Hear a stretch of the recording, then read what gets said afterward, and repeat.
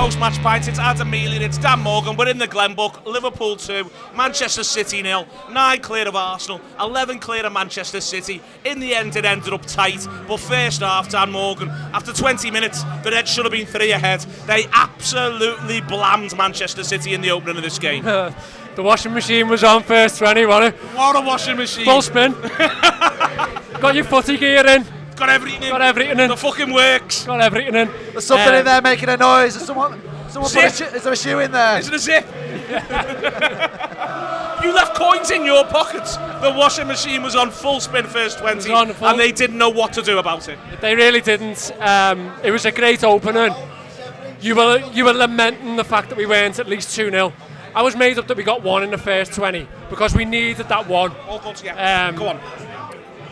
I mean, I think we all felt a surge that would come probably the other side of half-time, but to be totally honest, for me, that's the worst incarnation of them that's turned up at this stadium under that manager. Yeah, of course it is. It really is, and I haven't watched a ton of them during this run, and I've been wondering whether the results just haven't gone for them, or whether it's just a bit of a confidence thing, or even maybe it might be the injuries, even though we're fully buying it. They've got a stink about them, that we've had to endure a couple of times over the last few years. Nothing they do looks right. They've got no confidence in what they're doing most of the time. They don't look fit. They do not look fit. They really don't look fit. It was dead interesting watching Kyle Walker walk. He was Walker walking like a man made out of stone.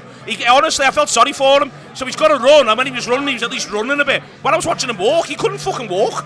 Yeah, but all that being said, we had to do our own business. Yeah. We did. We had to do our own business, and I couldn't help but think inside the ground that I'm just so used to a Jurgen and Pep game and we knew it was the best game in world football for so long, and it really was. And I don't think this was any sort of less in terms of quality, but it did feel different, and we felt like we had the new man. Maybe that's just context and narrative. And their fitness and all that. But yeah. I think first 20 minutes, first 25 minutes, the only way it could have gone any better was Liverpool got the second they would have deserved. At which point, I think it would have been a very different game. They'd have covered up a lot more. They'd have suffered a lot more. But you don't get that goal. You've still got to show battle. You've still got to fight for your lives. We had to do that a little bit in the second half. So it ends up being, I think, a consummate performance. I'm coming away from that thinking we've not just beaten Man City who were really on the ropes. Instead, we've gone up against a good side who are struggling a little bit. But we come out of it. We deserve the points. We deserve to be top by the distance that we're top. We've now dealt with every challenge they've thrown at us, and we look great. 100%. I think I keep thinking about what other teams must be thinking, and I think we look like hugely bad news for everybody else. Anybody you could name. In terms of the first 20, I couldn't believe they turned us round. I thought that was a mad decision. Yeah, same. It was a bit like a cricket toss when you win the toss and you sort of don't want to. They turn us round, and I was thinking, well, if we get one, and we could marmalise them. It could be one of them where we're 3-0 at half time, and that's why. I thought we played amazingly well, but you're still at half time. I was a little bit like, because of that fact. Yeah, same, of course. I was thinking, shit. We've all seen football. Would have been brilliant, really, because we had the chances. I think there was probably, other than the goal, 3 that whistled past the post. I was in the cop today. I couldn't believe Virgil's header doesn't go in, and Trent's shot looks really close as well. But yeah, I thought it was one of them where you're sort of torn between. On one side, are Liverpool going to rue all these missed chances because you know what a good team City are, and on the other side, it'll come. I was on the side of it'll come. I felt like today we were very much. It was another one to add to the list of recent Arne Slot statement performances. I thought we were okay to see those shots, as I say, fly whistle wide. I thought everybody was just knowing and cool and confident. They also, I thought City didn't actually threaten that much, really. It's a funny one because yes, they do look a bit old and they don't look the coming force that we are, and we all know where they are, and they would have been dreading coming here today. However, I didn't think they were that bad. It felt like we broke the game up into 4 quarters of 25 really well. We came first 25. The second half of that sort of first half, we just decided that we could manage to where we needed to get to. We managed to both whistles really well, I think. Thought so. I thought so. And in terms of the way it felt like a game against them, it felt like it lasted a long time. And I think it's because the ball's in play so much. Yeah. You know, there's loads of football that happens. There's such bravery between these two teams. You know, it's a thing to watch. It's a brilliant thing to watch. I couldn't believe how much football has happened by 8 minutes. Yeah. I looked at it, and also it made me think they can't survive this. We've just done 15 minutes of battering in 8 minutes, and they look like. How does this stop? Well, our goal felt like it was on about 25. Yeah. I looked at the clock and it was a few minutes later. It was 16. I was saying we can't take our foot off. We can't sort of settle for this. And also, you can't be that tired because it's much earlier than I feel like it is. But yeah, that's a hallmark of these games. And I think Liverpool, as Dan says, I think Liverpool staged themselves probably better than I've seen. There's a thing going on at the moment where I am thinking about ways that this team is better than teams I've seen, you know, and we probably don't want to say it on shows, we murmur it, but actually, Neil, me and you were together in here after I think the Chelsea game, saying to each other, I'm not going to say this on any shows, but there's a chance we're 11 points ahead of City. There's a chance we could beat them to go 11 points ahead. Yep. We knew we had Southampton. We had that conversation here. Yep. And we didn't say it on any shows. But this is now the reality. And I just keep thinking about the other teams. Just keep thinking about what they must be thinking. It just looks like a huge hill, and we look like such bad news for everybody else. Well, I think the other teams will be thinking that Arsenal supporters are still fucking deluding themselves. That something's going to just suddenly drop off with this Liverpool side. I mean, absolutely deluding themselves about it. And they're going to do something that they've never done. And they're going to break 90 because the maths are moving a certain way. Adam, before I bring Dan back in, just on that period when they were so on top, and why the same as you thought, it'll come here, is that whilst Liverpool did put them in the washing machine, it never felt like we were overextended either. No. It's a very odd thing to think, which is we absolutely bland them and work them. And it's in part because, you've got Nunez on the bench. Yeah. You're looking at things. But I was thinking, they've got another gear here. Yeah. I think we almost had players in reserve. McAllister, I thought, played well, but he was almost in reserve, really. I thought they struggled with Szoboszlai. I thought Szoboszlai played really well, and they didn't. Really good selection. They didn't want to see him running at them. And I'm not necessarily his biggest fan, but I just thought, as I say in the Cup today, watching him running towards me, I just thought, they can't be arsed with this. But yeah, I mean, as you were saying, Arsenal fans, I think City. I was just saying to Ash, who's filming this before, City will be thinking almost like there's two teams there. There's two teams in Liverpool and Arsenal. Their end stays, by the way, until the very end to clap them off, which I think says how poor they've been recently. That they've looked at that today and gone, we build off this. Guardiola made a big point of going there afterwards as well. Their end hung on, which, by the way, a massive credit to them. It was nice to see the banner as well, but I understand exactly why. Just on what we get to see in that first 45, as you say, they managed them brilliantly. When they realised the second's not going to necessarily come, I think they thought we can still pick them off, but they managed it really, really well. Before then, it's like they've got an extra man in every zone. It's that old Klopp thing of feeling as though they're playing 4.5, 3.5, 3.5 as a formation. Everywhere you look, it felt like they had another half man. And City had tried to be clever, and I don't disagree with what he tried to do, dropping Bernardo Silva deepest and getting his players he trusts in his spine, but they just could not live with where Liverpool were. Yeah, he looked like he wanted a bit of a cube of the keeper Diaz, Bernardo and Akanji, and obviously Akanji's just sitting in front of the back two centre-halves. And they sort of done the Brighton thing of standing on the ball for the first 10, and it worked really because I think Diaz and Szoboszlai were unsure about which one of them needed to go. And I think that after 10 minutes we seemed to work that out. But you then wait for the next incarnation of that. You think this game is such a game of chess that, okay, once we work that out in 10 minutes, maybe they're going to go to Ake, maybe they're going to find, or they're going to attempt an overload somewhere and maybe go long the other way. You don't know. We're so used to this game being so intricate and so clever with these managers that it just looked at, once that didn't work for them, it was like, oh, okay, shit. And then the minute Kyle Walker started letting the ball bounce, or they were dwelling on it for just half a second too long, we get up and it's like, oh, all right. And so for me, what are we looking at? The Gakpo goal there. 12 minutes it was, Adam. 12 minutes. You get to see it here. Great ball from Trent. Puts in Salah all the way down the line. We can do this. I'm very relaxed about it. No, I'm very relaxed about it because what you get to see is Gakpo comes from a mile away. But this isn't unusual to what we've Kyle seen. Walker doesn't know where he is, bang. This isn't unusual to what we've seen down the years. the point would be in a sort of conventional Klopp and Guardiola game is that it just would be that basketball match of like, all right, you're going to bring your line up, we'll go over you. You bring your line up, we'll go over you, and in between we'll play in a box of sort of what seemed about 50 yards of space, really. Yeah. And then the technical side of it had to be unbelievable. It felt like Liverpool were almost cheating tonight. It was like, okay, we'll bring our line up, we'll get over the top of you, we'll also get back in when we need to, we'll recover, and we'll just... we've had to go to their place down the years, and we've had to suffer. And I mean suffer over 90 minutes of football whereby everything just feels on their terms. And I think if I was a City fan tonight, I'd just come away thinking everything was on their terms. Yeah. Nothing was on our terms at any point. I mean, I just think they looked a bit one note. And I've never really... I don't watch... I mean, I don't always watch Man City, but I've heard that said about the sort of the Haaland attack. And I think that's probably the difference between this team and the sort of Aguero team, and when they've got all sorts of threats, I think it's almost a self-fulfilling prophecy. It's turned a little bit one note, and I thought Liverpool had decided that City couldn't really hurt them there. So I thought Liverpool's game was based on the fact that they thought we can handle this. It's our pitch, and we I thought that was it Rico Lewis was the other sort of.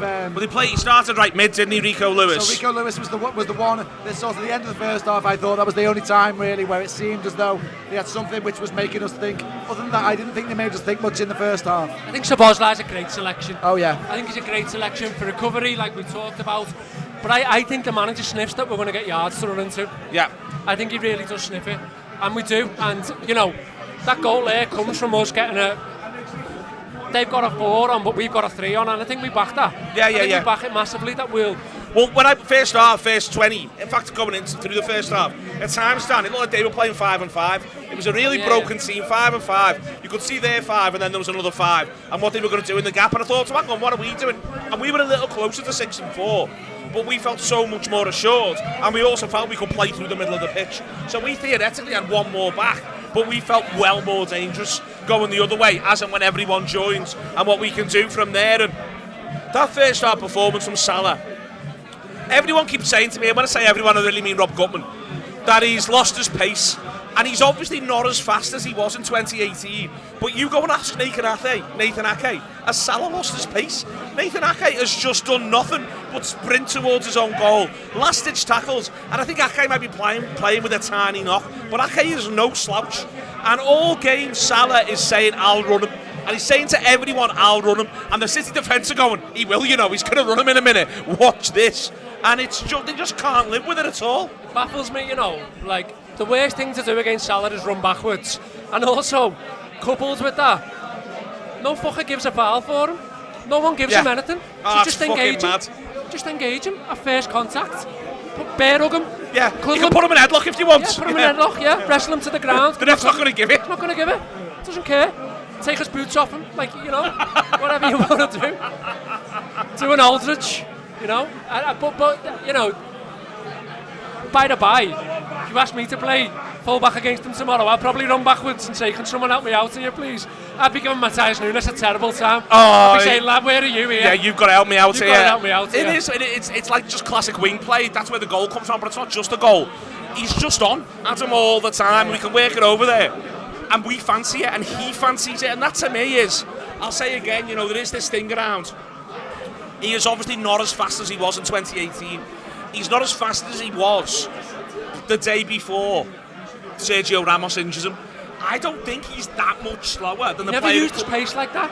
He never used it like that. Comes back afterwards, to be honest with you, and I think he just hurts them so much. Absolutely, I think maybe the thing he's lost is maybe the ability to be that fast that you can cut in, and the other fellas on his arse, and then you can, that little change maybe, yeah. But I mean, in terms of, we said about the Trent ball for the leads to the goal. Trent does another one, even better one. Yeah. There's an even better one of them that Salah gets to. And as you say, he's just on every single time.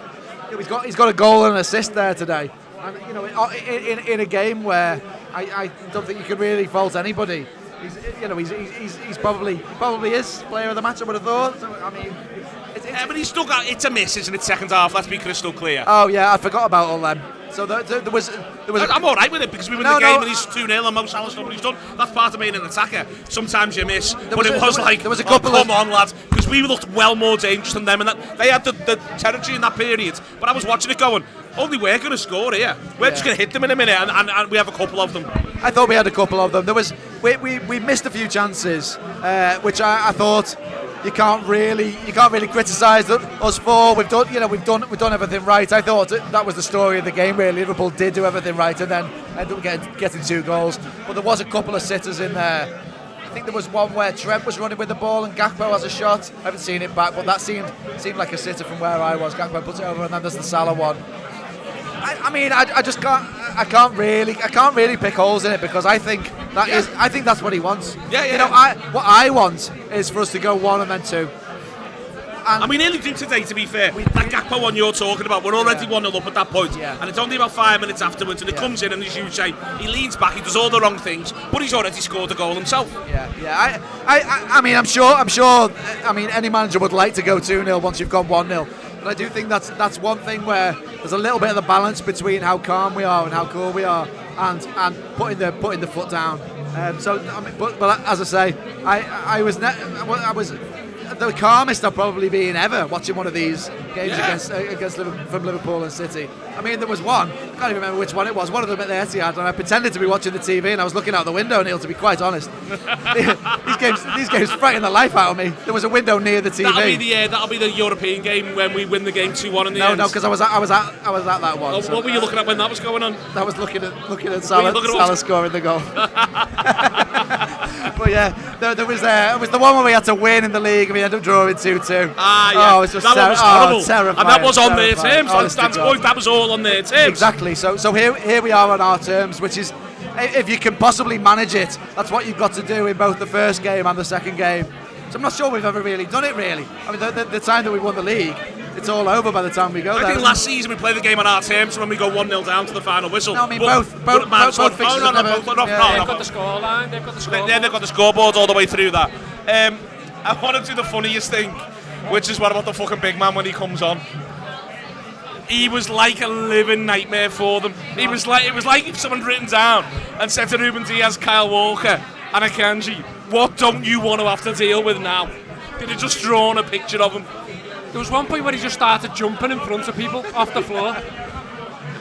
Like, just spreading himself. It's not just Diaz and Kyle Walker, he was tackling Jeremy Docker. He was like, everyone was just sort of looking like, is this fella, what's he doing, you know what I mean? Just like... People sometimes say, do 90 minutes running in 20, and it's a fucking cliche and you very rarely see it happen. He came on like a fucking man possessed. I'm damning him, but he was brilliant. Well, he's part of why we get the goal. Exactly. We get the second goal because of what he does. And they do not want to know any part of it. They do not want to know. There's nothing that they want to be engaged in. I've never known anyone want to know anything less than what they wanted to know about Nunez there. Yeah. They did not want to know. Yeah, defo, 100%. I think maybe he is think possessed. I don't know. really I mean, consider the fact that he may be a man possessed. Well, I'm not sure what they're doing. What's in the water in Uruguay? Quite a few of them are possessed men. Might be possessed. Maybe. But he came not on sure who by. He came on a man possessed. Not even the like. Not like. Honestly, it was like I can't even. It was one of the most unique performances I've ever seen, and a lot of this can feel as though you're laughing at it, but I think it confirms Liverpool are going to win the game. What he does for the goal that goes 2-0, they just don't want him anywhere near them, and the problem they've got is they're only going to get him near them, and that's what he does, and he commits to it so wholeheartedly, and it's a massive credit to him in all seriousness. No, listen, I think even Harvey, to a lesser degree, does a lot of running for the short time he's on, but I think the other 3 subs are such a benefit to us getting the result, and this manager has got into such a good rhythm of making everyone feel like they're involved in every result, because Curtis, Nunez will probably start at St James's Park, I'd imagine. And so, you know, you've got about 14, 15 players there who constantly feel like, whether it be from the bench or from the start, they are going to be involved in the game and they're going to impact the results. And you know, I'm not saying that we under Jurgen we just had 11 when it was going well and we ran with that and we didn't bring anyone on, or we were a bit sceptical with substitutions or whatever.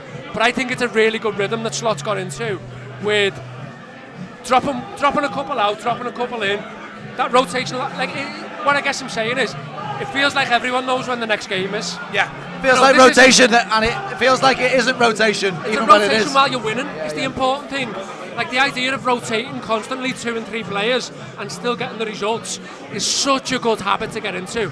Like that is sweet spot of like where you want to be with your team and your squad.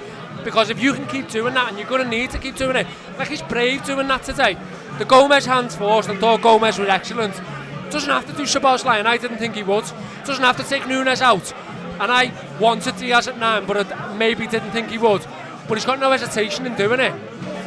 And again, we'll probably get the same 2 and 3 changes that you can probably choreograph. He does it, and Núñez doesn't go, why have you done this to me? Núñez comes on like a man possessed and says, I am all in. And also, to use a Kloppism, he's in rhythm. Yeah. He's in rhythm. That's why it doesn't feel like rotation. Exactly. So it's sort of the kind of thing where some people moan about how Liverpool haven't had any injuries. It's because it doesn't really feel like we have. Everybody that's playing feels like they're in rhythm, feels like they're in form, and I think the other teams are feeling like it's our loss. I'm going to ask you about Diaz, you about McAllister.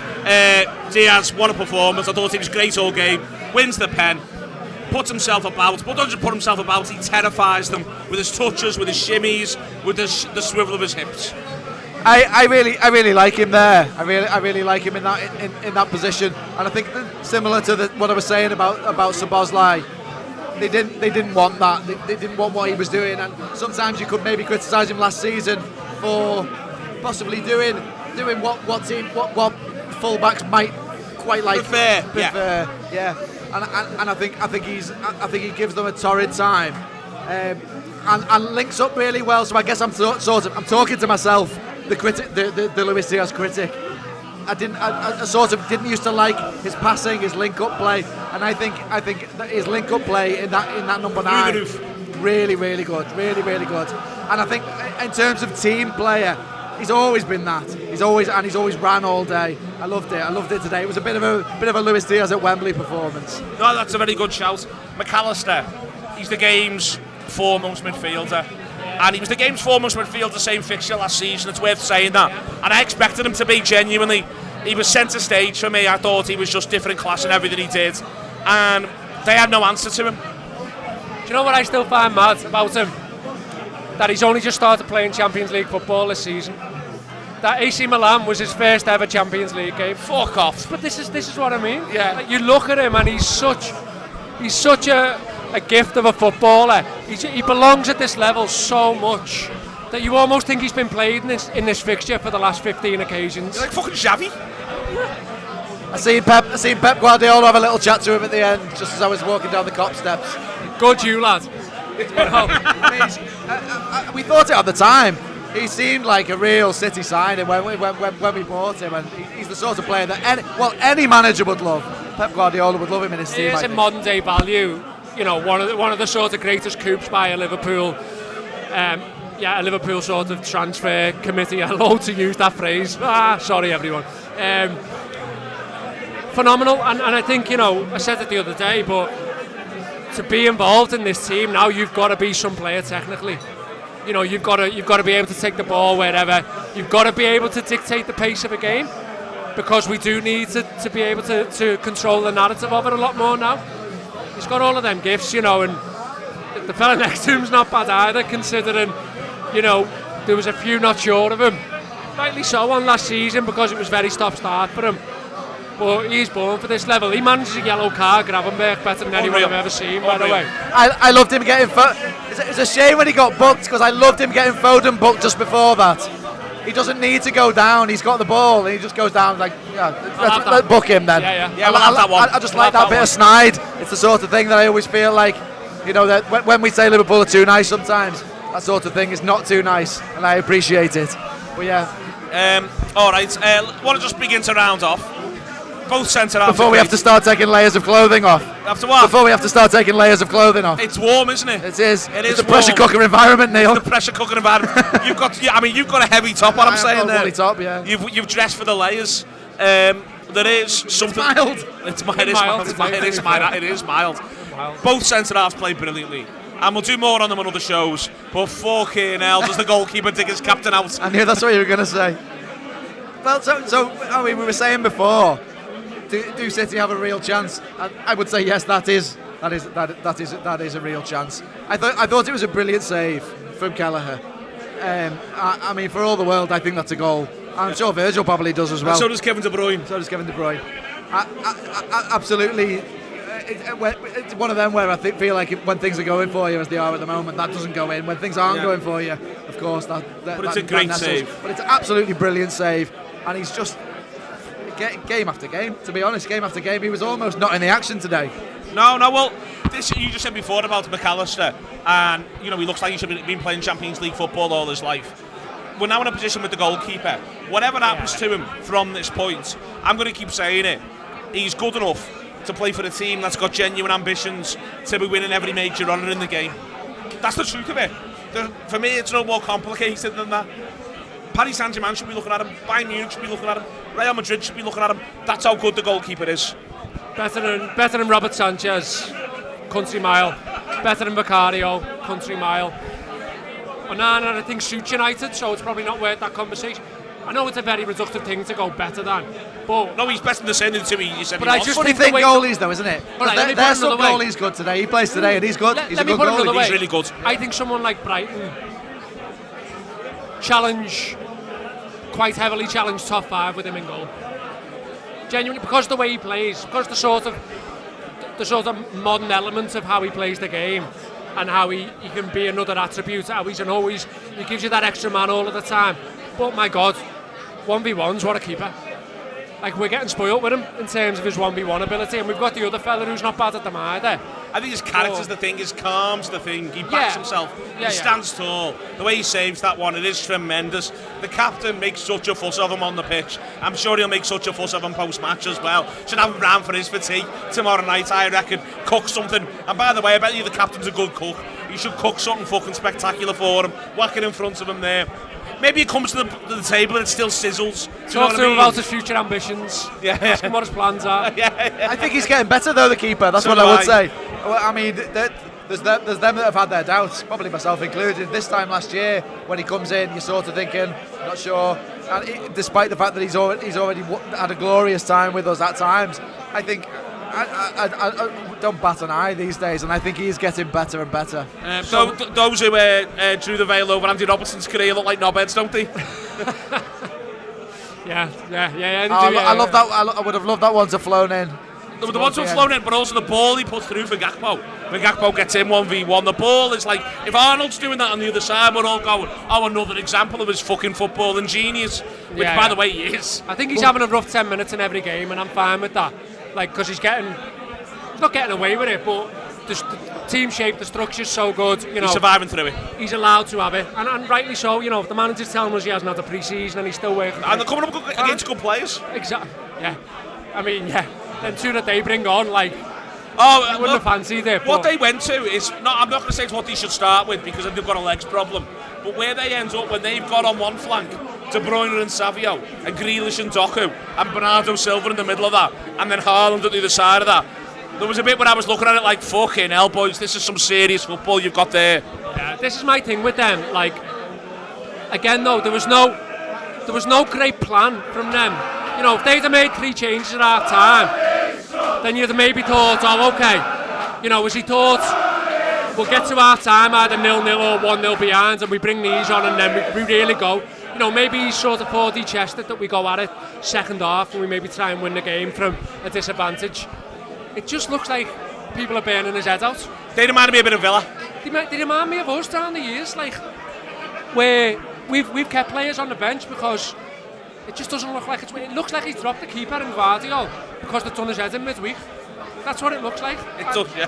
I think there's a bit of a Real Madrid thing. That's not a good look. There's a bit of a Real Madrid thing. That's who they reminded me of. As much as I hate him, Bernardo Silva was a bit Modric today. Yeah. Plays the entire game, and I think it's one of them where you've got to keep killing them until they're dead, because if that De Bruyne one goes in, I think honestly think it's game on. I really do, and I think they're dangerous all the way through. And as I say, big credit for them for their second half, the way they come out. I think we can talk all we want about being 11 points clear of them and what that means. The point is about all of it, they're in no nick at all to chase an 11-point lead down to anyone. And that's the truth, and they might come good.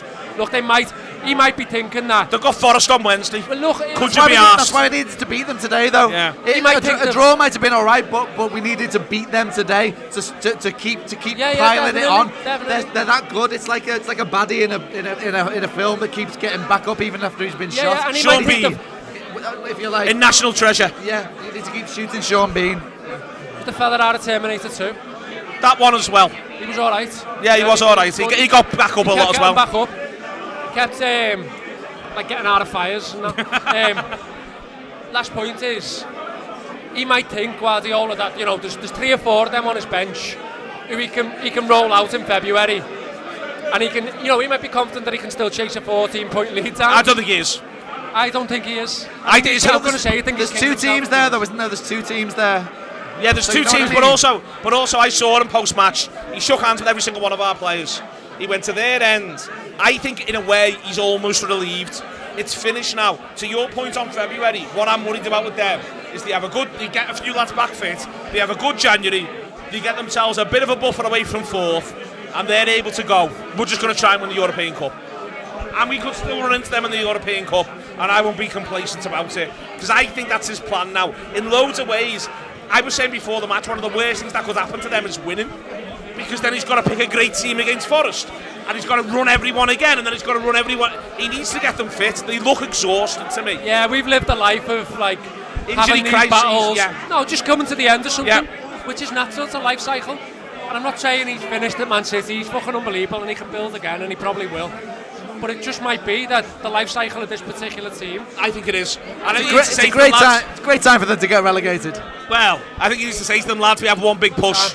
One big push. Any other business? Any other business? No's a valid answer. I just really liked Szoboszlai today. It's business that I've already said, but I thought he was really, really good, and I'm looking forward to seeing a bit more of that. I think he loves a big game too. I think he loves a big game. Any other business? Only other than this fella's probably talking about Newcastle away on Wednesday night, and rightly so. Rightly so, because it's going to be fucking enormous. And he is about the business. We're all about the business. I've got some other business, by the way. One is that it's free. It's the last bit of free week, this.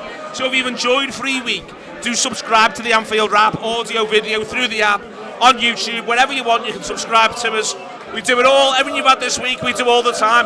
The results, I just want to be honest, aren't always this good. But I can't control that. Dan Morgan can't control that.